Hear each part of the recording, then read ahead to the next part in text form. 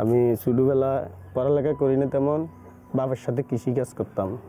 তো পরে হাল চাষের গাড়ির লগে থাকতে থাকতে গাড়ি চালানোটা শিখে গেছি। চালাইতাম, পরের গাড়ি চালাইতাম, ভাড়া গাড়ি বা মালিকানা মাসকিয়া গাড়ি চালাইতাম।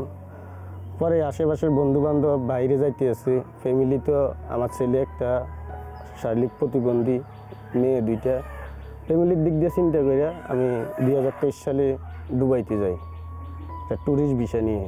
দালাল বলছিল যে 3 মাসের ভিতরে ভিসা লাগাই দিব, দুবাইতে এইভাবেই আসে মানুষ।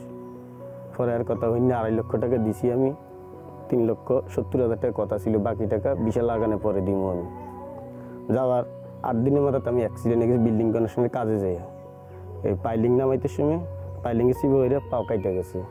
পরে আমার বন্ধু বান্ধব চিকিৎসা করছে, টাকা পয়সা হাত পাচ্ছে মানুষের কাছে, আমার বন্ধু বান্ধব পাইতে আমাকে দেশে পাঠাইছে। দেশে পাঠানোর পরে আলগা পাউডার লাগাইছি ঢাকা। পরে আসে এই অটো বা সিএনজি যে সময় যেটা হাইতে আমি একটু চালাইতাম, বদলি পার্মানেন্ট কোনো গাড়ি চালাইতে পারি নাই।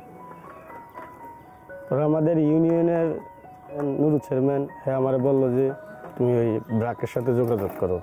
আমাদের এই বোট অফিসে আসছিল, আর একটা মিটিং করে গেছে। পরে যাওয়ার পরে আব্দুল রহমান ভাইয়ের সাথে কথা বললাম।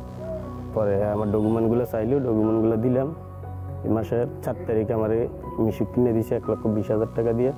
কারণ 2 দিন চার্জ দিছি গাড়ি, চার্জ দেওয়ার পরে চালাইতে আসি, দৈনিক 600-700 টাকা চালাইতে পারি।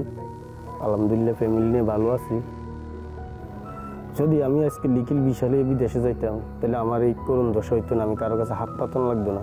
কারণ বিশের সাথে ইন্স্যুরেন্স থাকে, ইন্স্যুরেন্স থাকলে চিকিৎসা করতে হবে। তো যে বিদেশে যায়, আমি বলি যে বিদেশে যাক যাতে লিখিল বিশালে বিদেশে যায়, তাহলে সব দিক দিয়ে ভালো থাকতে পারবে।